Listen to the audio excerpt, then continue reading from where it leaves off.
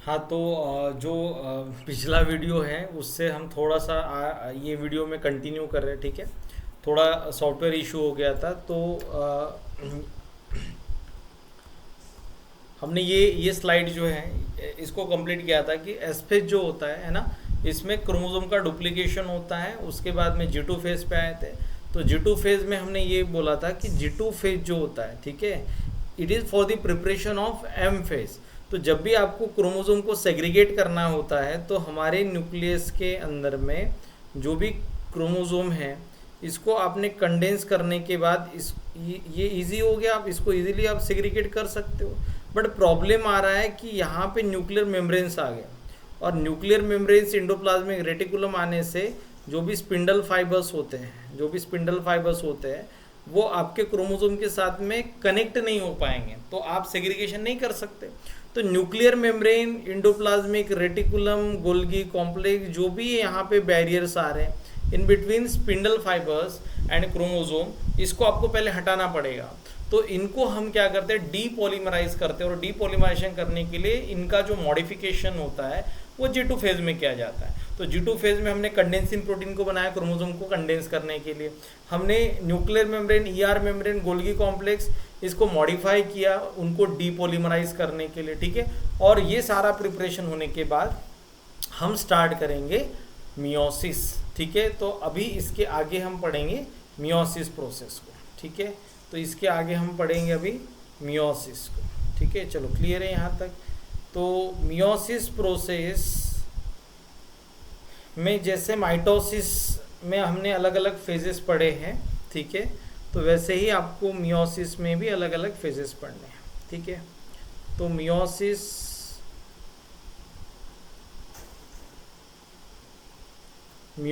में सबसे पहला जो फेज होता है, ठीक है, वो होता है प्रोफेज, ठीक है। अब देखो, माइटोसिस और मियोसिस मैंने बोला कि थोड़े डिफरेंस होते हैं, बाकी सारा प्रोसेस नियर अबाउट सेम ही होता है। तो मियोसिस को पहले डिवाइड किया गया टू मेजर फेजेस में, दैट इज मियोसिस वन, ठीक है, और सेकेंड है आपका मियोसिस टू, ठीक है, मियोसिस टू। अब देखो meiosis one and meiosis two, ठीक है ना। तो meiosis one and meiosis two में हमने इसको डिवाइड किया। अब मियोसिस को फर्दर हम सब डिवाइड करेंगे, ठीक है। तो इसमें सबसे पहला जो फेज आएगा वो रहेगा आपका प्रोफेज। सबसे पहला जो फेज रहेगा वो रहेगा प्रोफेज वन। तो इस साइड में रहेगा प्रोफेज टू, ठीक है। उसके बाद में नेक्स्ट रहेगा मेटाफेज, ठीक है, नेक्स्ट रहेगा मेटाफेज। उसके बाद में नेक्स्ट होता है एनाफेज, ठीक है, और सबसे लास्ट में होता है टीलोफेज, ठीक है। सबसे लास्ट में क्या होता है, टीलोफेज। तो prophase one, metaphase one, anaphase one, telophase one. तो सेम यहाँ पे भी आपको मिलेगा metaphase two, anaphase two and telophase two. तो मियोसिस को दो फेजेस में हमने डिवाइड किया है, meiosis one and meiosis two. Meiosis one को फर्दर डिवाइड किया है prophase, metaphase, anaphase and telophase में। तो सेम मियोसिस टू में भी आपको सेम फेजेस मिलेंगे, ठीक है। चलो इतना क्लियर हो गया। इसका मीनिंग ये होता है कि माइटोसिस और मियोसिस में हमें ये दूसरा डिफरेंस मिला है। क्या डिफरेंस मिला है कि माइटोसिस में हमने डिवीजन सिर्फ एक ही बार किया था, साइटोकाइनेसिस एक ही बार हुआ था, और कैरियोकाइनेसिस भी एक ही बार हुआ था। माइटोसिस में कैरियोकाइनेसिस, साइटोकाइनेसिस एक ही बार होता है, बट मियोसिस में हम यहाँ पे कैरियोकाइनेसिस, ठीक है, मतलब न्यूक्लियस डिवीजन, एंड साइटोकाइनेसिस मतलब सेल डिवीजन, ये 2 टाइम्स होता है, ठीक है। तो ये 2 बार आप कैरियोकाइनेसिस एंड 2 बार साइटोकाइनेसिस को कैरिड आउट करोगे, ठीक है। माइटोसिस में ऐसा नहीं होता। चलो क्लियर हो गया यहाँ तक। उसके बाद में नेक्स्ट देखो कि मियोसिस 1 एंड 2 में सबसे ज़्यादा हमारे लिए इम्पोर्टेंट जो है वो है मियोसिस 1, ठीक है। मियोसिस 1 का ही प्रोसेस हमें थोड़ा सा डिटेल में पढ़ना है। मियोसिस 2 जो होता है ये आपको माइटोसिस की तरह ही है, तो वो इजीली समझ में आ जाएगा, ठीक है। अब देखो कि मियोसिस 1 को हम स्टार्ट करेंगे, तो मियोसिस 1 को पहले पढ़ेंगे। तो मियोसिस 1 में सबसे पहला जो फेज है वो है प्रोफेज। सबसे पहला फेज जो है वो क्या है? प्रोफेज 1, ठीक है। अब थोड़ा सा आपको याद करना है माइटोसिस में प्रोफेज में क्या पढ़ा था। तो हमने प्रोफेज में पढ़ा था कि प्रोफेज जो है ये तो G2 फेज के बाद में आता है, ठीक है। ये किसके बाद में आता है? G2 फेज के बाद में प्रोफेज आता है। तो G2 फेज के बाद में अगर प्रोफेज आ रहा था, G2 फेज में हमने कंडेंसिंग प्रोटीन बनाया था। तो प्रोफेज में क्या होगा? तो प्रोफेज में कंडेंसेशन ऑफ क्रोमोसोम होगा, ठीक है। ये जो प्रोफेज हम पढ़ रहे हैं ना, इसको सिर्फ आप थोड़ा सा पेशेंस के साथ में अगर सुनोगे तो आपको मियोसिस में बहुत मजा आएगा, ठीक है। और मियोसिस में प्रोफेज 1 अगर समझ में आ गया तो बाकी प्रोसेस में कुछ भी नहीं है। तो प्रोफेज में जैसे एज यूजुअल अपन बोलते हैं कि प्रोफेज में तो कंडेंसेशन ऑफ क्रोमोसोम होता है, ठीक है। कंडेंसेशन ऑफ क्रोमोसोम या कॉम्पैक्शन ऑफ क्रोमोसोम, ठीक है। कॉम्पैक्शन ऑफ क्रोमोसोम, चलो एक पॉइंट माइटोसिस की तरह ही है। बट दूसरा पॉइंट जो है वो इंपॉर्टेंट है। दूसरा पॉइंट क्या कहता है कि दूसरा पॉइंट मतलब प्रोफेज जो है मियोसिस 1 का जो प्रोफेज 1 होता है, इट इज फॉर रिकॉम्बिनेशन, ठीक है। इट इज फॉर रिकॉम्बिनेशन, ठीक है।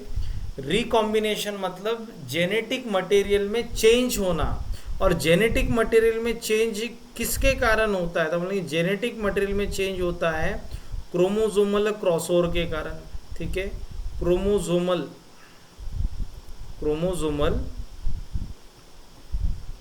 क्रॉसओवर के कारण क्या होता है? रिकॉम्बिनेशन होता है। क्लियर हो गया ये बात, ठीक है। तो क्रोमोसोमल क्रॉसओवर का मतलब क्या है? तो क्रोमोसोमल क्रॉसओवर मतलब अगर हमारे पास में कोई भी एक रेप्लिकेटेड क्रोमोसोम है, ठीक है, इस तरीके से ये रेप्लिकेटेड क्रोमोसोम है आपके पास, ठीक है। और इसके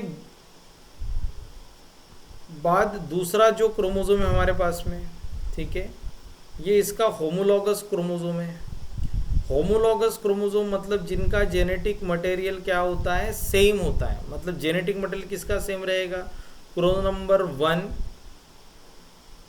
का ये पहला कॉपी और क्रोमोसोम नंबर 1 का ये दूसरा कॉपी। तो सेम नंबर ऑफ क्रोमोसोम, जो सेम नंबर वाले जो क्रोमोसोम होते हैं, इनका जेनेटिक मटेरियल सेम होता है, जेनेटिक कंपोजिशन सेम होता है। इसलिए अपन बोलते हैं इसको ये होमोलॉगस क्रोमोसोम्स है, ठीक है। ये क्या होते हैं? होमोलॉगस क्रोमोसोम्स, ठीक है। होमोलॉगस क्रोमोसोम्स होते हैं, ठीक है। तो होमोलॉगस क्रोमोसोम्स के बीच में क्या होता है कि यहाँ पे अगर क्रॉसओवर हो गया, ठीक है, क्रॉसओवर हो गया, तो क्रॉसओवर होने के बाद में जो जेनेटिक मटेरियल होता है इसमें चेंजेस आना स्टार्ट हो जाती है। मतलब जेनेटिक मटेरियल को शफल किया जाता है, ठीक है, एक दूसरे के साथ में एक्सचेंज किया जाता है। तो ये हमारे पास में 2 क्रोमोसोम जो है इनके जेनेटिक मटेरियल में चेंज होगा। किस तरीके का चेंज होगा? देखो कि ये जो आपका क्रोमोसोम है येलो वाला, इसके ऊपर वाइट क्रोमोसोम जो है उसका फ्रैगमेंट आ गया, और वाइट वाले के ऊपर किसका फ्रैगमेंट आ गया? येलो का फ्रैगमेंट आ गया। तो हमने क्रॉसओवर यहाँ पे किया था, ठीक है। तो यहाँ पे हमने क्रॉसओवर किया, तो एक्सचेंज ऑफ जेनेटिक मटेरियल जहाँ पे भी होगा वहाँ पे जेनेटिक मटेरियल में थोड़ा सा चेंज दिखेगा, उसी को बोला जाता है रिकॉम्बिनेशन, ठीक है। तो रिकॉम्बिनेशन हमेशा आपको याद रखना है, 2 होमोलॉगस क्रोमोसोम के बीच में ही आपको क्रॉसओवर करना है, रिकॉम्बिनेशन करना है। क्लियर हो गया यहाँ तक, ठीक है। उसके बाद में नेक्स्ट देखो कि प्रोफेज 1 का तो इम्पोर्टेंस समझ में आ गया कि कंडेंसेशन करना है क्रोमोसोम का और रिकॉम्बिनेशन भी करना है। मतलब मेन जो पर्पस है प्रोफेज 1 का वो होता है रिकॉम्बिनेशन करना। अब माइटोसिस में प्रोफेज 1 में और क्या पढ़ा था? तो हमने पढ़ा था कि प्रोफेज 1 जो है इसमें सेंट्रोजोम जो है, सेंट्रोजोम माइग्रेट करता है towards opposite pole, migrate towards opposite pole. ठीक है, तो ये अपोजिट पोल की तरफ माइग्रेट करना स्टार्ट करेगा, ये भी हमने पढ़ा था। ठीक है, तो ये तीनों पॉइंट को आपको ध्यान में रखना है और उसी हिसाब से प्रोफेज को पढ़ना है। अब प्रोफेज को हमने क्या किया ना, प्रोफेज को हमने अलग अलग सब फेजेस में डिवाइड किया है।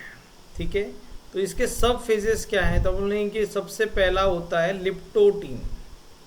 ठीक है, सबसे पहला फेज कौन सा है, लिप्टोटीन।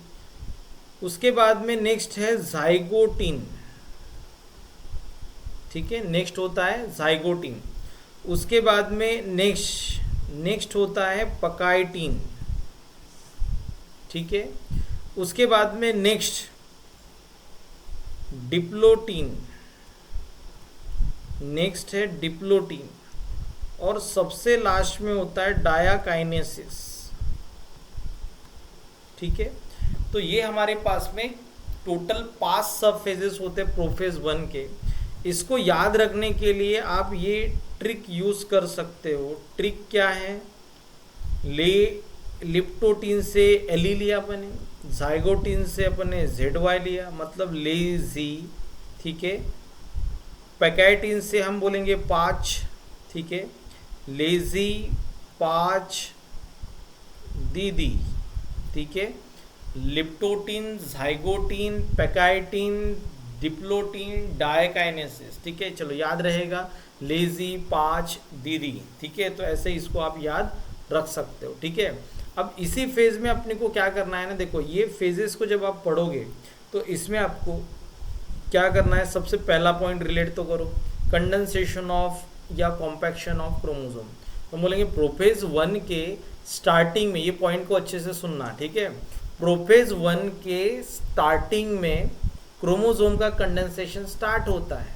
तो प्रोफेज 1 जब कंप्लीट होगा तो क्रोमोसोम का कंडेंसेशन कंप्लीट हो जाएगा। तो जैसे अपन बोलेंगे लिप्टोटीन स्टेज जो है, ठीक है, लिप्टोटीन स्टेज जो होता है, इसमें क्रोमोसोम का क्या हो रहा है, कंडेंसेशन हो रहा है। ठीक है, अभी तक हुआ नहीं है, तो हमने बोला कि जस्ट क्रोमोसोम का कंडेंसेशन स्टार्ट हुआ है। समझ में आ रहा है, तो क्रोमोसोम जो है वो कंडेंस होते जा रहा है।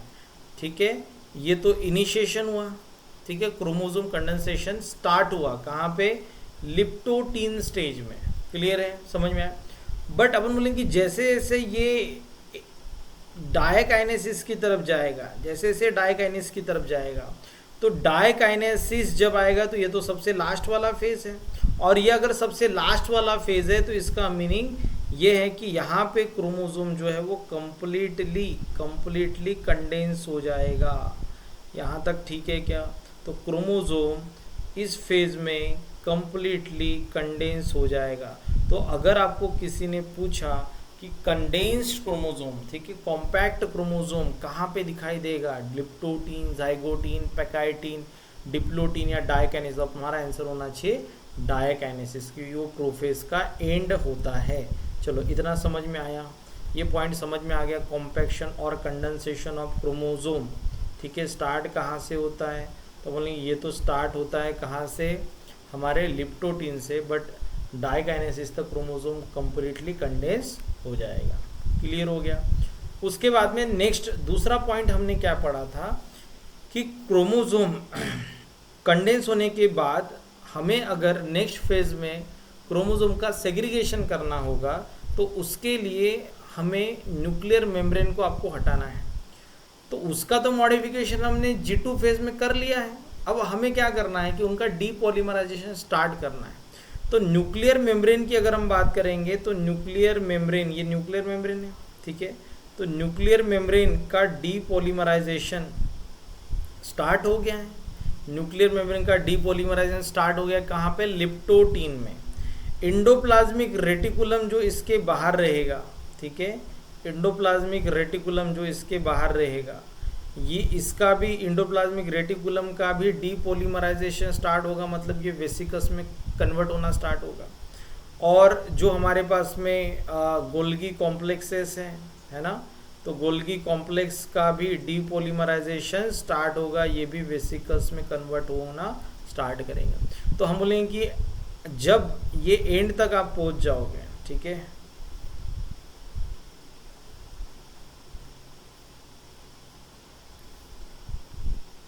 हाँ, तो जब आप एंड तक पहुंचोगे, एंड तक मतलब क्या रे, एंड तक मतलब डायकाइनेसिस तक, तो डायकाइनेसिस तक जब पहुंचोगे तो उस केस में इंडोप्लाज्मिक रेटिकुलम, गोल्गी कॉम्प्लेक्स, ये सारे किस में कन्वर्ट हो गए हैं, तो बोलेंगे ये सारे के सारे कन्वर्ट हो गए वेसिकल्स के फॉर्म में।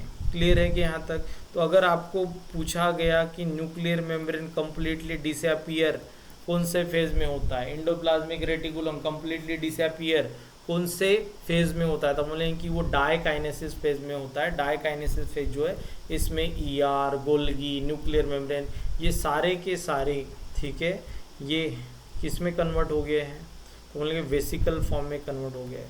तो न्यूक्लियर मेम्ब्रेन, ठीक है, न्यूक्लियर मेम्ब्रेन वेसिकल्स के फॉर्म में कन्वर्ट हो गया, ठीक है। उसके बाद में नेक्स्ट इंडोप्लाज्मिक रेटिकुलम, ये भी वेसिकल्स के फॉर्म में कन्वर्ट हो गया। उसके बाद में गोल्गी कॉम्प्लेक्स, ठीक है, ये भी वेसिकल्स के फॉर्म में कन्वर्ट हो गया। चलो क्लियर है कि यहाँ तक? और क्रोमोसोम जो है वो क्या हो गया, कंप्लीटली कंडेंस्ड हो गया।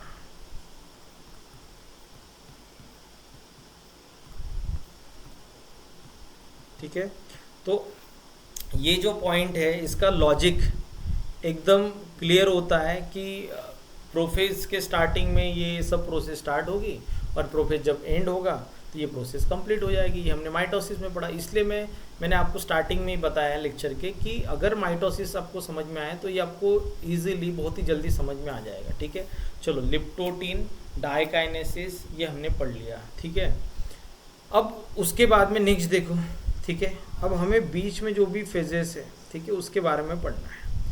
अब क्वेश्चन ये है कि ये फेज का और इम्पोर्टेंस क्या था, तो हमने बोला था कि इसमें तो रिकॉम्बिनेशन या क्रोमोसोमल क्रॉसओवर होता है, और क्रोमोसोमल क्रॉसओवर अगर आपको करना है तो दोनों क्रोमोसोम को आपको पास में लाना पड़ेगा। पास में लाने के पहले आपको उसको कंडेंसेशन स्टार्ट करना पड़ेगा। तो हमने यहाँ पे पढ़ा लिप्टोटीन में कंडेंसेशन स्टार्ट करते हैं। तो नेक्स्ट अभी हमें क्या करना पड़ेगा, दोनों क्रोमोसोम को पास में लाना पड़ेगा, तो वो होगा ज़ाइगोटिन स्टेज में। ठीक है, तो मैं अभी डायग्राम बना रहा हूँ, आपको एक एक फेज जो है वो आपको क्या करना है, इमेजिन करना है कि कौन सा फेज कौन सा हो सकता है। ठीक है, और आपको प्रेडिक्ट करके ही आपको बताना है। ठीक है, तो अभी देखो कि सबसे पहले मैंने बोला कि क्रोमोसोम जो है, ठीक है, ये कंडेंस होना स्टार्ट हो रहे हैं, क्रोमोसोम का कंडेंसेशन स्टार्ट हो रहा है। ठीक है, इस तरीके के डीकंडेंस फॉर्म में क्रोमोसोम्स हैं आपके, तो इसका कंडेंसेशन स्टार्ट हो रहा है बराबर।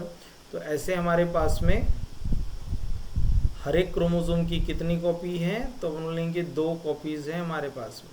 क्लियर है यहाँ तक? ठीक है, तो क्रोमोसोम जो है इसकी हमारे पास में ये 2 कॉपी है, डीकंडेंस फॉर्म में था, अब ये कंडेंस होना स्टार्ट हो रहा है। तो ये फेज़ कौन सा आ गया, तो हम लेंगे ये तो फेज़ हमारा प्रोफेज है। कौन सा फेज़ है? प्रोफेज है। ठीक है, और ये हमारा न्यूक्लियर मेम्ब्रेन। ठीक है, ये क्या हो गया, न्यूक्लियर मेम्ब्रेन। इसके बाहर क्या रहेगा, एंडोप्लाज्मिक रेटिकुलम। ठीक है, इसके बाहर क्या रहेगा, एंडोप्लाज्मिक रेटिकुलम। चलो क्लियर है यहाँ तक? उसके बाद में नेक्स्ट एंडोप्लाज्मिक रेटिकुलम, और ये रहेगा आपका गोल्गी कॉम्प्लेक्स। चलो ठीक है, उसके बाद में नेक्स्ट देखो कि क्रोमोसोम का कंडेंसेशन स्टार्ट हो गया, क्रोमोसोम कंडेंस होते जा रहे हैं। न्यूक्लियर मेम्ब्रेन, एंडोप्लाज्मिक रेटिकुलम का मेम्ब्रेन, गोल्गी कॉम्प्लेक्स, ये डीपॉलीमराइज होते जा रहे हैं। ठीक है, क्लियर हो गया? ये इसका क्या हो रहा है, डीपॉलीमराइजेशन हो रहा है।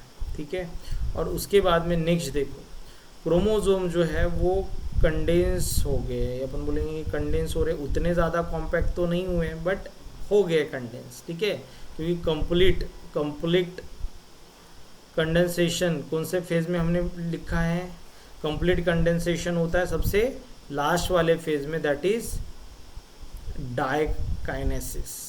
ठीक है, तो ये क्रोमोसोम हमारा डीकंडेंस हो गया है ना। और कंडेंस हो गया। क्रोमोसोम का कंडेंसेशन होने के बाद हमें क्या करना है, क्रोमोसोम का कंडेंसेशन होने के बाद में यहाँ पे जो भी होमोलॉगस क्रोमोसोम्स है उसका पेयरिंग करना है, क्योंकि हमें करना है रिकॉम्बिनेशन। तो जब प्रोफेज के सब फेजेस को आप याद करते हो तो आपको रिकॉम्बिनेशन का प्रोसेस याद रख के ही एक एक पॉइंट क्लियर करने होते हैं। तो पहले अपन ने कंडेंसेशन स्टार्ट किया, तो हमने यहाँ पे क्या किया, कंडेंसेशन ऑफ क्रोमोसोम, ठीक है, इसको हमने स्टार्ट किया, बराबर। उसके बाद में नेक्स्ट डीपॉलीमराइजेशन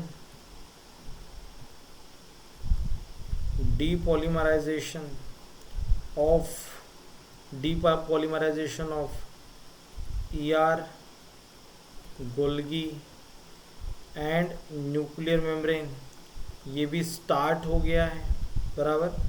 उसके बाद में नेक्स्ट सेंट्रोजोम माइग्रेशन स्टार्ट हो गया है एट अपोजिट पोल, और ये सारे फेज सबसे पहले इसमें आएंगे। सबसे पहला फेज कौन सा है हमारा, तो बोलेंगे लिप्टोटीन फेज, ठीक है। तो सबसे पहला जो फेज है वो है लिप्टोटीन फेज, ठीक है। तो लिप्टोटीन फेज में ये सारे बात ही आ गए। उसके बाद में नेक्स्ट देखो, नेक्स्ट क्या है, तो क्रोमोसोम जो है वो कंडेंस हो गया, और यहाँ पे होमोलॉगस क्रोमोसोम जो है इसका हमने क्या किया, होमोलॉगस क्रोमोसोम जो है इसका हमने पेयरिंग किया, ठीक है। होमोलॉगस क्रोमोसोम जो है इसका पेयरिंग हो गया, है ना। तो अभी मैं यहाँ पे ऑर्गेनेल्स की बात नहीं करूँगा, जैसे जैसे आप आगे फेजेस में एंटर करते जाओगे तो ऑर्गेनेल्स डीपॉलीमराइज, जो आपका nuclear ER and Golgi complex है वो डीपॉलीमराइज होते जाएगा, क्रोमोसोम और कॉम्पैक्ट होते जाएगा, ठीक है। तो अभी उसके बारे में हम बात नहीं करेंगे, ठीक है। तो रिकॉम्बिनेशन करना है तो सबसे पहला पॉइंट होता है कि हमें यहाँ पे दो होमोलॉगस क्रोमोसोम जो है उसको पेयर करना है, ठीक है। तो हम यहाँ पे लिखेंगे पेयरिंग, ठीक है, पेयरिंग ऑफ होमोलॉगस क्रोमोसोम, ठीक है, पेयरिंग ऑफ होमोलॉगस क्रोमोसोम। तो होमोलॉगस क्रोमोसोम जो है इसका पेयरिंग होगा। अब होमोलॉगस क्रोमोसोम्स मतलब कौन से क्रोमोसोम्स, तो बोलेंगे जिनका जेनेटिक कंपोजिशन, जेनेटिक मटेरियल जिस क्रोमोसोम का सेम हो, मतलब for example chromosome number 1 and chromosome number 1 का सेकेंड कॉपी ये सेम होमोलॉगस में आएंगे। Chromosome number 2 and chromosome number 2 ये भी होमोलॉगस में आएंगे। बट अगर आपको किसी ने बोला कि chromosome number 1 and chromosome number कोई भी XYZ कोई भी हो सकता है ना, तो मतलब क्रोमोसोम नंबर 1 के अलावा कोई भी दूसरा लिखा जाता है, ठीक है। मतलब क्रोमोसोम नंबर 1 के अलावा कोई भी दूसरा लिखा जाता है तो इस पेयर को आप बोलोगे नॉन होमोलॉगस, ठीक है। इसको क्या बोलोगे, नॉन होमोलॉगस। तो क्रोमोसोम नंबर 2 एंड 3 बोला तो non homologous, chromosome number 2 and 2 बोला तो होमोलॉगस, ठीक है। चलो ये क्लियर हो गया पॉइंट। उसके बाद में नेक्स्ट जो भी हमारा अनरेप्लिकेटेड डीएनए होता है, अगर ये अनरेप्लिकेटेड डीएनए को आप पढ़ोगे तो हमने इसको पढ़ा था कि इसको बोला जाता है 1C। ये कितने क्रोमेटिड से इसके ऊपर एक क्रोमेटिड है तो इसको आप 1C बोलोगे। अगर ये रेप्लिकेटेड हो गया है ना, तो ये रेप्लिकेटेड हो गया, तो अगर ये रेप्लिकेटेड हो गया तो ये कुछ ऐसे दिखेगा। तो इसके ऊपर टोटल क्रोमेटिड्स कितने आएंगे, तो बोलेंगे कि 2 क्रोमेटिड आएंगे तो ये 2C हो गया और ये हो गया 1C। ये आपको सबको समझ में आता है। अब ये जो 2 क्रोमेटिड्स हैं, ठीक है, दोनों क्रोमेटिड्स मतलब ये एक क्रोमेटिड,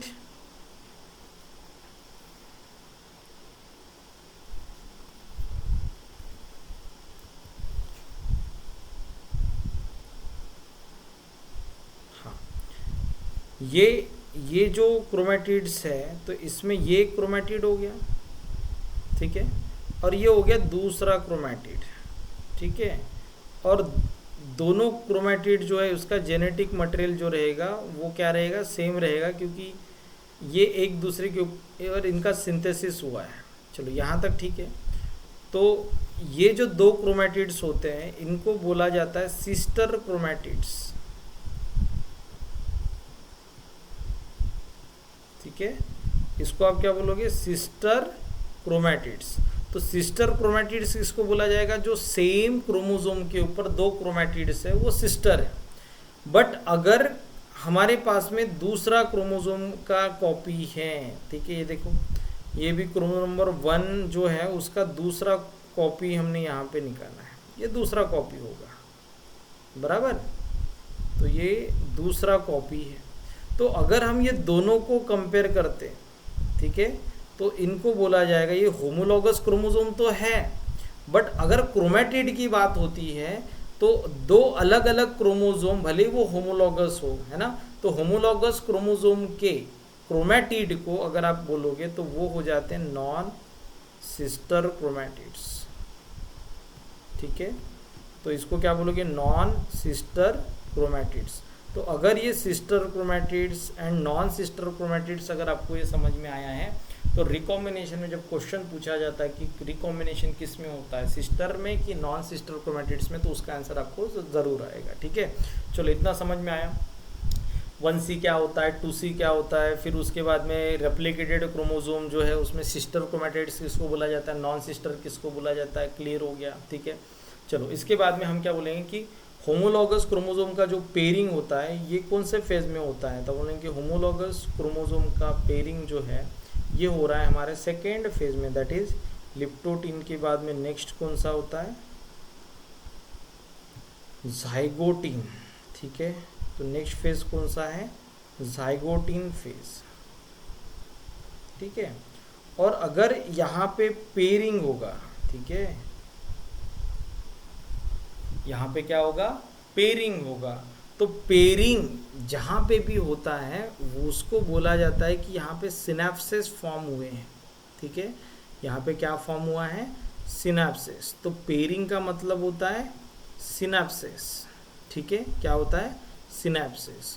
और सिनैप्सेस अगर फॉर्म होते हैं, ठीक है, तो इसको यहाँ पे जो क्रोमोसोम्स है ना, इसके पेयर को, इसके पेयर को, ये एक क्रोमोसोम, ठीक है, और ये दूसरा क्रोमोसोम, तो ये जो पेयर फॉर्म हुआ है इसके पेयर को बोला जाता है टेट्रैड, ठीक है। चलो यहाँ तक ठीक है। तो इसको क्या बोलोगे आप, टेट्रैड बोलोगे, क्लियर है कि यहाँ तक समझ में आया। तो जो भी होमोलॉगस क्रोमोसोम है इसके पेयर को क्या बोला जाएगा, टेट्रैड बोला जाएगा, ठीक है। या फिर इसको आप बोलोगे बाइवैलेंट, ठीक है, टेट्रैड, या फिर इसको क्या बोला जाता है, बाइवैलेंट बोला जाता है, ठीक है। तो सिनैप्सेस अगर फॉर्म होते हैं, मतलब पेयरिंग मतलब सिनैप्सेस फॉर्म हुए, और जो भी सिनैप्सेस फॉर्म होने के बाद में जो आपको दो क्रोमोसोम्स दिखते हैं उसको आप बाइवैलेंट बोल सकते हो या फिर टेट्रैड क्रोमोसोम बोल सकते हो, ठीक है। दूसरी बात यह है कि जब भी क्रोमोसोम के बीच में पेयरिंग होता है तो कुछ प्रोटीन्स होते हैं जो ये दोनों क्रोमोसोम जो है उसको इंटरेक्ट करने में हेल्प करते हैं, ठीक है। दोनों क्रोमोसोम के इंटरेक्शन में ये हेल्प करते हैं, दोनों क्रोमोसोम के सिनैप्सिस में ये हेल्प करते हैं। तो इसको बोला जाता है सिनेप्टोनेमल कॉम्प्लेक्स, ठीक है, सिनेप्टोनेमल कॉम्प्लेक्स। तो सिनेप्टोनेमल कॉम्प्लेक्स कब फॉर्म होगा, जब सिनैप्सेस फॉर्म होगा। सिनैप्सेस मतलब पेयरिंग, और पेयरिंग कहाँ पे होती है होमोलॉगस क्रोमोसोम की, तो ज़ाइगोटीन। तो zygotene is characterised by pairing of homologous chromosome and formation of synaptonemal complex, ठीक है। चलो क्लियर है क्या, यहाँ तक ठीक है। दूसरा पॉइंट हमें ये याद रखना है कि ये जो दो फेजेस होते हैं ये बहुत ही शॉर्ट टाइम फेजेस होते हैं ना, शॉर्ट टाइम के लिए होते हैं। चलो क्लियर है, तो ये दोनों फेजेस बहुत ही शॉर्ट टाइम के लिए होते हैं, ठीक है।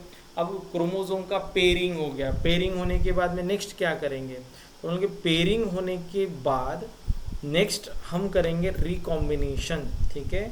पेयरिंग होने के बाद में नेक्स्ट क्या करना है, रिकॉम्बिनेशन ही तो करना है, ठीक है। तो नेक्स्ट फेज में हमें क्या स्टार्ट करना है, रिकॉम्बिनेशन। तो नेक्स्ट फेज कौन सा आएगा, तो बोलेंगे नेक्स्ट फेज जाइगोटिन के बाद में आएगा पेकाइटिन, ठीक है। और पेकाइटिन में क्या होगा, तो बोलेंगे पेकाइटिन में होगा रिकॉम्बिनेशन, ठीक है। पेकाइटिन में क्या होगा, रिकॉम्बिनेशन। चलो ठीक है यहाँ तक। तो नेक्स्ट फेज है पेकाइटिन। तो पेकाइटिन में ये एक क्रोमोसोम और ये दूसरा क्रोमोसोम, सॉरी ये एक क्रोमोसोम हो गया, ठीक है। और ये हमारे पास में दूसरा क्रोमोसोम।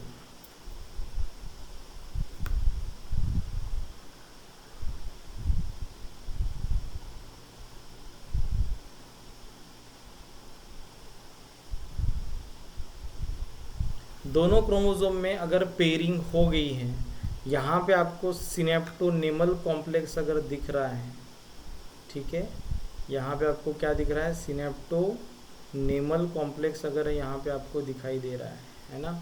तो ये सिनेप्टोनेमल कॉम्प्लेक्स अगर इनके बीच में है, जो दोनों को पकड़ के रख रहा है, पेयरिंग कर रहा है, तो पेकाइटिन में अभी रिकॉम्बिनेशन स्टार्ट होगा, ठीक है। तो इस फेज में रिकॉम्बिनेशन नोडुल आपको देखने को मिलेगा, ठीक है। Recombination nodule formation. Second, recombination is catalyzed by recombinase, ठीक है। कौन सा एंजाइम रिकॉम्बिनेशन करेगा, तो बोलेंगे रिकॉम्बिनेज क्या करेगा, रिकॉम्बिनेशन करेगा। तो क्रॉसिंग ओवर किसके बीच में होता है, क्रॉसिंग ओवर मतलब जेनेटिक मटेरियल का ट्रांसफ़र, एक्सचेंज। तो क्रॉसिंग ओवर किसके बीच में होगा, तो इन बिटवीन नॉन सिस्टर की सिस्टर क्रोमैटिड्स। तो बोलेंगे कि ये नॉन सिस्टर क्रोमैटिड्स के बीच में होता है, ठीक है, in between non sister chromatids. तो नॉन सिस्टर क्रोमैटिड्स के बीच में आपका यहाँ पे क्या होगा, रिकॉम्बिनेशन होगा, ये दोनों के बीच में होगा, बराबर। तो नॉन सिस्टर क्रोमैटिड्स के बीच में रिकॉम्बिनेशन होगा, क्रॉसिंग ओवर होगा, ठीक है। और क्रॉसिंग ओवर होने के बाद में जेनेटिक मटेरियल चेंज होगा, ठीक है। तो पेकाइटिन जो है इसमें आपको रिकॉम्बिनेशन देखने को मिलता है। तो ये इसका कैरेक्टरिस्टिक्स है, ये आपको याद रखना है। रिकॉम्बिनेशन नोडुल कहाँ पे बनेगा, तो रिकॉम्बिनेशन नोडुल यहीं पे बनेगा, ठीक है। चलो यहाँ तक समझ में आया। पेकाइटिन के बाद में नेक्स्ट फेज कौन सा होता है, तो बोलेंगे पेकाइटिन के बाद में नेक्स्ट फेज आता है डिप्लोटीन, ठीक है। नेक्स्ट फेज है डिप्लोटीन। और डिप्लोटीन फेज जो होता है ना, इसमें रिकॉम्बिनेशन होने के बाद क्या होगा, तो बोलेंगे सिनेप्टोनेमल कॉम्प्लेक्स जो है इसका काम खत्म हो गया। तो सिनेप्टोनेमल कॉम्प्लेक्स जो है इसका अगर फंक्शन खत्म हो गया है, तो सिनेप्टोनेमल कॉम्प्लेक्स डिसअपीयर होना स्टार्ट हो जाएगा।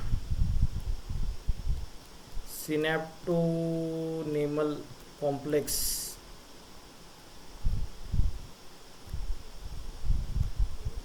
डिसअपीयर होना स्टार्ट हो जाएगा, ठीक है। तो सिनेप्टोनेमल कॉम्प्लेक्स डिसअपीयर होगा, यहाँ तक ठीक है। और सिनेप्टोनेमल कॉम्प्लेक्स अगर डिसअपीयर होता है डिप्लोटीन स्टेज में, तो इस केस में जो क्रोमोसोम्स के बीच में जो रिकॉम्बिनेशन हुआ है ना,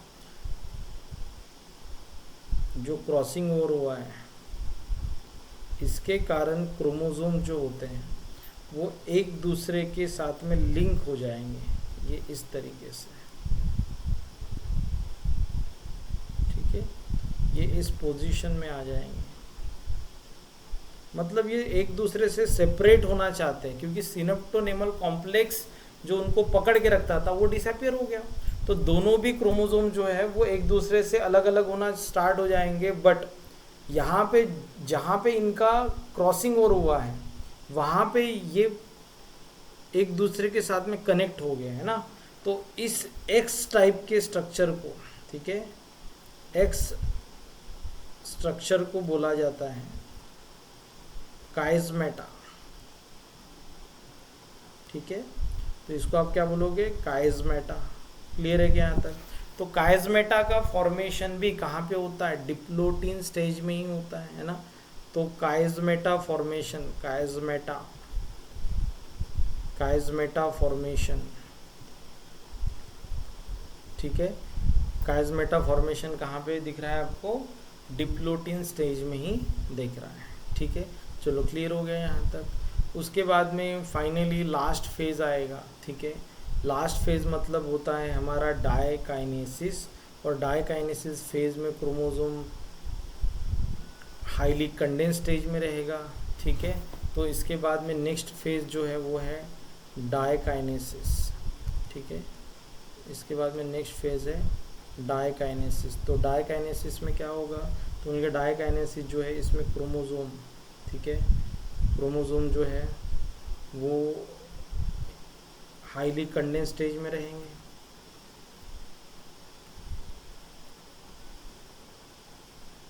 ठीक है, क्रोमोसोम हाईली कंडेंस स्टेज में रहेंगे।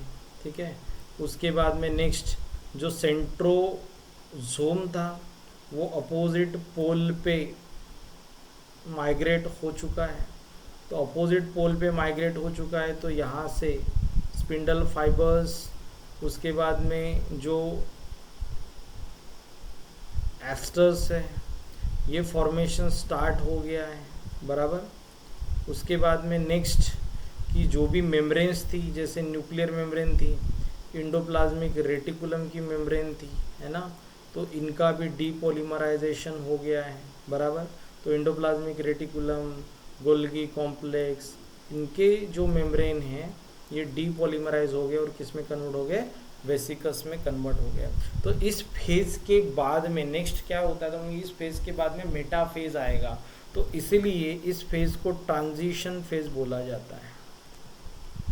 ठीक है, इसको क्या बोलेंगे, ट्रांजिशन फेज।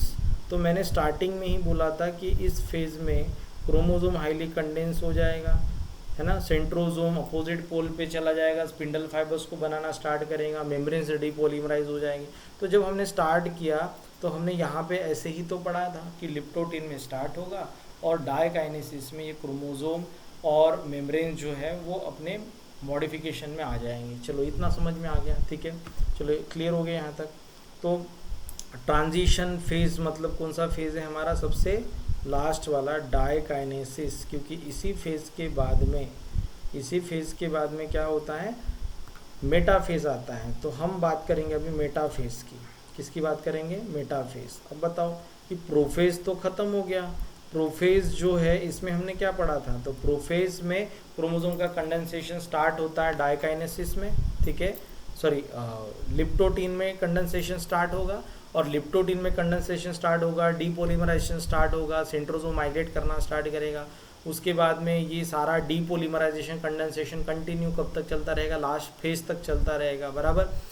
उसके बाद में हमने पढ़ा था कि रिकॉम्बिनेशन को याद रखते हुए आपको पढ़ना है। तो पहले फेज में अगर कंडेंसेशन होता है तो दूसरे फेज में दोनों का पेयरिंग होगा, तो पेयरिंग के लिए कॉम्प्लेक्स जरूरी होता है जिसको बोला था सिनेप्टोनेमल कॉम्प्लेक्स। तो ये प्रोटीन क्या करते हैं, दोनों होमोलॉगस क्रोमोसोम को साथ में पकड़ के रखते हैं। तो जब ये पेयरिंग करते हैं होमोलॉगस क्रोमोसोम तो उसको बुलाया जाता है सिनेप्सिस, और सिनेप्सिस जब फॉर्म होता है तो उसलिए उस कॉम्प्लेक्स को बोला जाता है सिनेप्टोनेमल कॉम्प्लेक्स, मतलब सिनेप्सिस फॉर्मिंग प्रोटीन कॉम्प्लेक्स। ठीक है, उसके बाद में जब ये दोनों क्रोमोसोम पेयरिंग करेंगे तो उसको डाइवैलेंट बोला जाएगा, या फिर 4 क्रोमेटिड्स होते हैं इसलिए इसको आप टेट्राइड्स भी बोल सकते हो। ठीक है, यहाँ पे सिर्फ सिनेप्टोनेमल कॉम्प्लेक्स फॉर्म हो रहा है, पेयरिंग हो रही है टेट्राइड और या फिर बाइवैलेंट स्ट्रक्चर यहीं पे आपको दिख रहा है। ये फेज होता है जाइगोटिन, बट नेक्स्ट फेज में रिकॉम्बिनेशन स्टार्ट करेंगे, रिकॉम्बिनेशन उसमें कंप्लीट हो जाएगा। रिकॉम्बिनेशन अगर पैकेटिन में कंप्लीट होता है, बराबर, तो नेक्स्ट फेज में क्या होगा, तो ये रिकॉम्बिनेशन कंप्लीट होने के बाद नेक्स्ट जो फेज रहेगा दैट इज डिप्लोटिन, तो उसमें हम सिनेप्टोनेमल कॉम्प्लेक्स को डिसअपियर करेंगे। अगर कॉम्प्लेक्स डिसअपियर हो गया तो क्रोमोसोम एक दूसरे से दूर जाना चालू हो जाएगा, क्योंकि अभी पेयरिंग के लिए सिनेप्टोनेमल कॉम्प्लेक्स ही रिस्पॉन्सिबल था, दूर जाना स्टार्ट हो जाएगा, बट ये एक दूसरे में फंसा हुआ है बिकॉज ऑफ क्रॉसिंग, और है ना। तो ये इस स्ट्रक्चर को हमने बोला था चाइज़मेटा। तो काइज़ोमेटा कहाँ पे मिलेगा आपको? डिप्लोटिन स्टेज में। और डिप्लोटिन स्टेज के बाद में फिर आपका आएगा next phase, that is diakinesis, जिसको बोला जाता है ट्रांजिशन फेज, जिसमें chromosome completely condense, highly condense form में है, nuclear membrane ER Golgi completely depolymerise हो गई है, सेंट्रोजोम अपोजिट पोल पे चला गया है, उसने स्पिंडल फाइबर्स को, माइक्रोट्यूब्यूल्स को बनाना स्टार्ट कर दिया है, और उसके बाद में आएगा मेटाफेज। तो हमने पढ़ा था कि मेटाफेज जो है इसमें क्रोमोसोम के साथ, ठीक है, क्रोमोसोम के साथ में आपके माइक्रोट्यूब्यूल्स, क्रोमोसोम के साथ में माइक्रोट्यूब्यूल्स अटैच होना स्टार्ट हो जाते हैं, ठीक है, एट सेंट्रोमेरिक रीजन, ठीक है, ये पढ़ा था हमने। सेंट्रोमेरिक रीजन जो है वहाँ पे स्पिंडल फाइबर्स अटैच होना स्टार्ट हो जाते हैं, बराबर। यहाँ पे क्रोमोसोम नंबर 1 का ये पेयर है, क्रोमोसोम नंबर 2 का ये पेयर है, तो इसके नीचे क्रोमोसोम नंबर 3, 4 ऐसे पेयर बनेंगे, बराबर। उसके बाद में जो सेंट्रोमेरिक रीजन पे जो काइनेटोकोर कॉम्प्लेक्स होता है ना, सेंट्रोमेरिक रीजन पे जो काइनेटोकोर कॉम्प्लेक्स रहेगा, इसके साथ स्पिंडल फाइबर्स कनेक्ट होना स्टार्ट हो जाएगा, ठीक है। स्पिंडल फाइबर्स इस तरीके से कनेक्ट होना स्टार्ट हो जाएगा। क्लियर हो रहा है? ठीक है, चलो समझ में आ रहा है यहाँ तक? ठीक है, तो ये स्पिंडल फाइबर्स, ठीक है, स्पिंडल फाइबर्स कनेक्ट होना स्टार्ट हो गया। कनेक्ट होने के बाद में हमने ये पढ़ा था कि at the end of metaphase क्या होगा यहाँ पे? At the end of metaphase जो भी होमोलॉगस क्रोमोसोम है वो सेंट्रल एनुलाई पे, इक्वेटर पे अलाइन होना स्टार्ट होंगे। इसको हमने बोला था मेटाफेज प्लेट, है ना। इट इज़, अब बोलते हैं कि metaphase plate formation is characteristic of metaphase, बराबर। बट माइटोसिस का मेटाफेज और मियोसिस के मेटाफेज में क्या डिफरेंस है? तो मेटाफेज ऑफ माइटोसिस में क्रोमोसोम नंबर 1 जो होता है इसके होमोलॉगस क्रोमोसोम का हम यहाँ पे पेयरिंग कभी नहीं बनाते। ये मियोसिस में क्या हो रहा है कि यहाँ पे पेयरिंग बनाया जा रहा है ना। अब देखो इनका जब सेग्रीगेशन होगा, मेटाफेज 1 जब कंप्लीट होगा, सारे इक्वेटर पे जब अलाइन होंगे, तो इसके बाद में एनाफेज 1 में जब इनका सेग्रीगेशन होगा, एनाफेज 1, ठीक है, एनाफेज 1 में जब इसका सेग्रीगेशन होगा, तो सेग्रीगेशन में क्या हो रहा है? देखो सेग्रीगेशन में जो क्रोमोसोम्स है, ठीक है, होमोलॉगस क्रोमोसोम का सेग्रीगेशन हो रहा है। होमोलॉगस क्रोमोसोम जो है उसका सेग्रीगेशन होगा, ठीक है। मतलब क्रोमोसोम नंबर 1 का एक कॉपी एक साइड में, दूसरा कॉपी दूसरे साइड में। क्रोमोसोम नंबर 2 का भी सेम होगा, एक कॉपी एक साइड में, दूसरा कॉपी दूसरे साइड में, इस तरीके से, ठीक है। समझ में आ रहा है यहाँ तक? ठीक है, तो ये chromosome number 1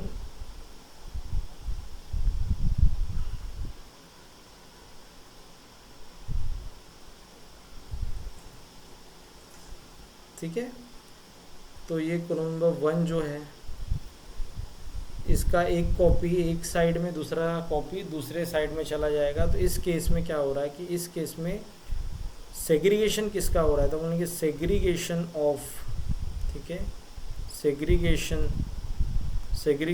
of homologous chromosome, ठीक है, सेग्रीगेशन ऑफ होमोलॉगस क्रोमोसोम। तो जो होमोलॉगस क्रोमोसोम होता है इसका यहाँ पे सेग्रीगेशन हो रहा है, और ये आपको याद रखना है, ठीक है। तो एनाफेज 1 जो है इसमें होमोलॉगस क्रोमोसोम का सेग्रीगेशन होता है। तो एनाफेज जब कंप्लीट होगा, तो एनाफेज कंप्लीट होने के बाद में नेक्स्ट आपको क्या मिलेगा? तो एनाफेज जब कंप्लीट होगा तो उसके बाद में टीलोफेज के बाद में, टीलोफेज में हमने पढ़ा है कि टीलोफेज जो है इसमें क्रोमोसोम्स डीकंडेंस होना स्टार्ट हो जाते हैं और न्यूक्लियर मेम्ब्रेन रीअपियर होना स्टार्ट हो जाती है। उसके बाद में ईआर गोल्गी भी रीअपियर होना स्टार्ट हो जाते हैं। फिर सेंटर एनुलाई से, इक्वेटर से हम क्या फॉर्म करते हैं? क्लीवेज फुरो, और क्लीवेज फुरो फॉर्मेशन होने के बाद में साइटोकाइनेसिस होता है। तो टीलोफेज 1 के बाद में जब साइटोकाइनेसिस होगा, ठीक है, क्या होगा, साइटोकाइनेसिस होगा। तो साइटोकाइनेसिस के बाद जो दो सेल्स बन रहे हैं, ठीक है, साइटोकाइनेसिस के बाद में जो दो सेल्स बन रहे हैं, इनके अंदर में क्रोमोसोम फिर से डीकंडेंस फॉर्म में आ जाएगा, न्यूक्लियर मेम्ब्रेन ईआर फिर से रीअपियर हो जाएगी। बट इस सेल में क्रोमोसोम नंबर 1 के कितने कॉपी है, बोलेंगे क्रोमोसोम किस फॉर्म में आएगा ये, तो क्रोमोसोम तो रेप्लिकेटेड फॉर्म में गए हैं और एक ही कॉपी गया है, तो क्रोमोसोम 1 का कॉपी एक इस सेल में और दूसरा जो कॉपी रहेगा क्रोमोसोम नंबर 1 का वो दूसरे सेल में। बट ये दोनों क्रोमोसोम रेप्लिकेटेड फॉर्म में ही सेग्रीगेट हुए हैं, अच्छे से देख लो एनाफेज में, रेप्लिकेटेड फॉर्म में ही इनका सेग्रीगेशन हुआ है क्रोमोसोम नंबर 1, ठीक है। क्रोमोसोम नंबर 1 जो है इसके एक एक कॉपी अलग अलग सेल में चले गए, बराबर। तो इस सेल को हम क्या बोलेंगे कि जो आपका मियोसिस 1 है, ये कंप्लीट होने के बाद में जो सेल्स मिलते हैं, ये इनके पास में नंबर ऑफ क्रोमोसोम्स की कितनी कॉपी है, तो हम बोलेंगे एक एक कॉपी है सारे क्रोमोसोम की। तो सेट कितना बनेगा, अपन बोलेंगे एक ही बनेगा, तो ये सेल होता है n, बट क्रोमेटिड है इसके पास में 2C, है ना, तो N2C कंडीशन में आ गया। ये सेल भी किस कंडीशन में आ गया, तो बोलेंगे ये भी N2C कंडीशन में आ गया। क्लियर है क्या यहाँ तक। अब ये जो सेल्स होते हैं इनको भेजा जाएगा किसके लिए, तो बोलेंगे इनको भेजेंगे हम मियोसिस 2 के लिए। इसको किस लिए भेजेंगे, मियोसिस 2 के लिए भेज देंगे। अब मियोसिस 2 के लिए जब आप इसको भेजोगे, है ना, तो फिर से मियोसिस 2 में सेम फेजेस आएंगे। तो कोई भी एक सेल की हम बात करते हैं कि ये जो हमारे पास में आफ्टर मियोसिस 1 जो सेल है ये एन हैप्लॉइड है बट 2C है, मतलब इसका क्रोमोसोम इस फॉर्म में आएगा अगर कंडेंस होगा तो, बराबर। तो अब यहाँ पे इसका अगर हम मियोसिस 2 करते मतलब प्रोफेज सेकेंड आएगा, और प्रोफेज सेकेंड में ये सारे क्रोमोसोम जो है वो कंडेंस होना स्टार्ट हो जाएंगे, न्यूक्लियर मेम्ब्रेन जो है वो डीपॉलीमराइज होना स्टार्ट हो जाएगी। उसके बाद में नेक्स्ट फेज कौन सा आएगा, तो बोलेंगे नेक्स्ट फेज प्रोफेज के बाद में मेटाफेज। एक्सप्लेनेशन तो सेम ही रहेगा।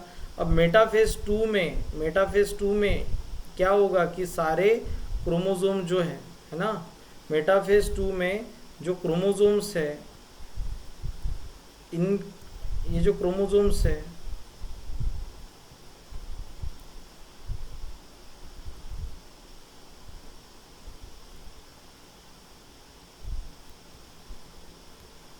क्रोमोसोम नंबर 1 का एक कॉपी है इस सेल में, ठीक है। तो इस सेल में एक सेट है, मतलब 1 2 3 ऐसे क्रोमोसोम हमारे पास में कितने हैं, 22 ऑटोसोम्स और एक सेक्स क्रोमोसोम होगा, ठीक है। तो क्रोमोसोम नंबर 1, क्रोमोसोम नंबर 2, ठीक है, उसके बाद में क्रोमोसोम नंबर 3, ये सारे क्रोमोसोम जो है ये 1 बाय 1, ठीक है, ये एक के नीचे एक अलाइन होना स्टार्ट होंगे। और अलाइनमेंट होने के बाद में ये जो सेंट्रोजोम है, ठीक है। अब बताओ कि ये इसके पास में कितने सेंट्रोजोम है, तो हमने पढ़ा था कि जब सेल डिवाइड होता है तो दोनों सेल के पास एक एक सेंट्रोजोम आ जाते हैं, ठीक है। दोनों के पास में कितने सेंट्रोजोम आते हैं, एक एक सेंट्रोजोम आते हैं। जैसे देखो ऊपर में आपको क्या मिल रहा है कि एक साइड में एक सेंट्रोजोम है, दूसरे साइड में दूसरा सेंट्रोजोम है, तो दोनों सेल के पास एक एक सेंट्रोजोम चले गए।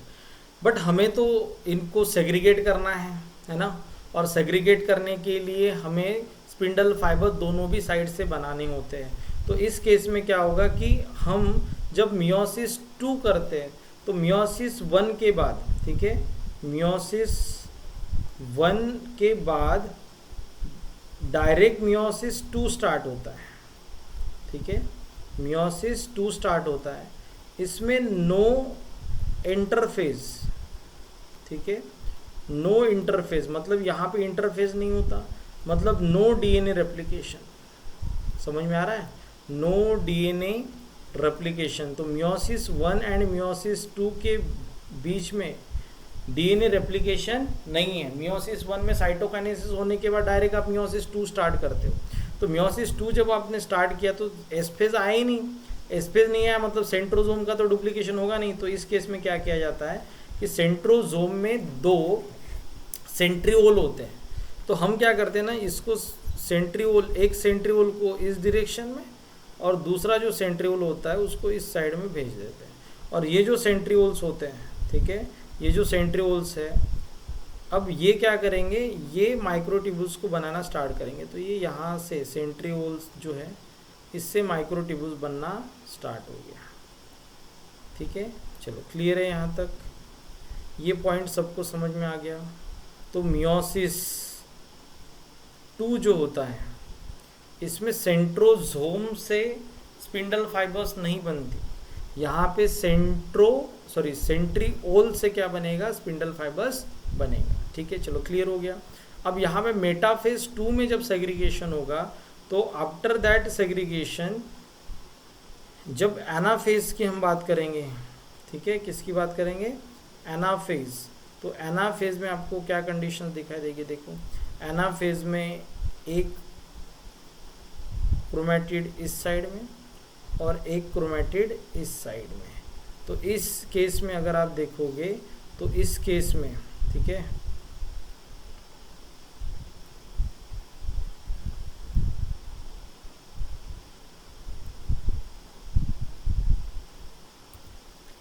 इस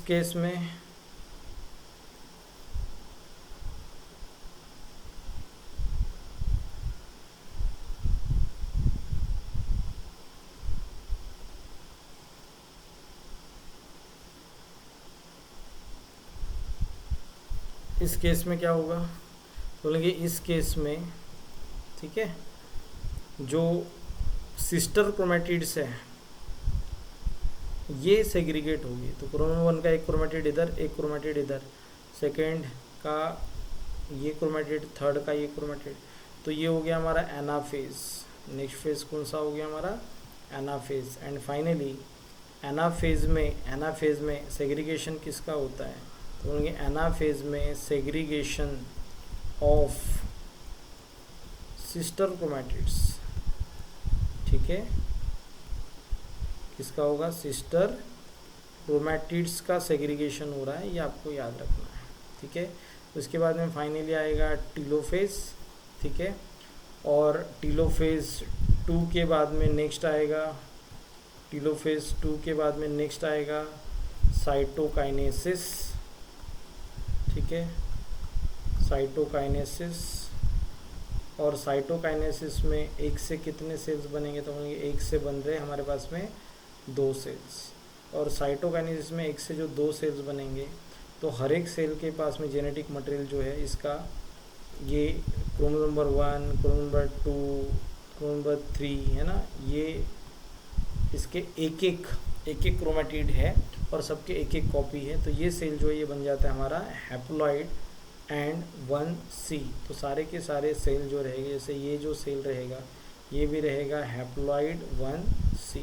तो एक से जो 2 सेल बनेगी, हैप्लॉइड बने 1C बने, तो 2 से कितने सेल बनेंगे, 4 सेल बनेंगे। तो इसलिए बोलेंगे कि अगर हमारे पास में कोई भी डिप्लॉइड सेल है, ठीक है, तो इसका जब मियोसिस होता है तो हमारे पास में टोटल, ठीक है, टोटल कितने सेल्स बनते हैं, 4 सेल बनते हैं। और ये चारों सेल जो है ये होते हैं हैप्लॉइड, ठीक है, एंड 1C। क्लियर है कि यहाँ तक। तो जो मियोसिस है इसका इम्पोर्टेंस अगर हम देखें तो मियोसिस का इम्पोर्टेंस होता है सबसे पहले हैप्लॉइड सेल्स बनाने में, उसके बाद में दूसरा होता है रिकॉम्बिनेशन। ठीक है, हैप्लॉइड गैमेट्स फॉर्मेशन में इसका एक इम्पोर्टेंस है। ठीक है, और दूसरा इम्पोर्टेंस होता है रिकॉम्बिनेशन में। और रिकॉम्बिनेशन मतलब जेनेटिक मटेरियल में थोड़ा सा चेंज करना, जिससे सेक्सुअल रिप्रोडक्शन के वजह से आपको फाइनली प्रोजेनी में क्या मिलता है, वेरिएशंस मिलते हैं। तो ये मियोसिस की वजह से वेरिएशंस मिलेगा। ठीक है, और जो भी स्पीशीज़ जो है उसका जो जेनेटिक मटेरियल होता है, जो प्रोजेनी होता है, उसका जेनेटिक मटेरियल जो है वो कांस्टेंट मेंटेन आप रख सकते हैं। मतलब डिप्लॉइड पेरेंट से डिप्लॉइड प्रोजेनी ही प्रोड्यूस होगा। ठीक है, तो ये इम्पोर्टेंस होता है मियोसिस का। अगर आपको मियोसिस में इसके जो भी मैंने आपको यहाँ पे मियोसिस में जो भी टॉपिक कवर किया है, ठीक है, इसमें अगर किसी भी टाइप का डिफ़िकल्टी आता है तो आप मुझे मैसेज कर सकते हो, ठीक है। अगर वो पॉइंट जो है वो आपको नहीं समझ में आ रहा है तो उसका मैं आपको छोटा सा एक अलग से वीडियो बना के आपको शेयर करूँगा, ठीक है। तो अगर आपको माइटोसिस मियोसिस के अलावा कोई भी दूसरे टॉपिक में अगर आपको डिफ़िकल्टीज आती है और आपको अगर उसके ऊपर वीडियो लेक्चर चाहिए आपको, तो आप मुझे चैट बॉक्स में मैसेज कर सकते हो, ठीक है। अगर ये आपको कंटेंट अच्छा लगता है तो आप प्लीज़ इस वीडियो को शेयर करो, ठीक है, चैनल को सब्सक्राइब करो, लाइक करो, ठीक है, और ये आपके फ्रेंड्स में ज़्यादा से ज़्यादा शेयर करो, ठीक है। अगर आप इसी तरीके से आप सपोर्ट करोगे तो मैं आगे चल के लाइव आने की भी कोशिश करूँगा, ठीक है। Thank you.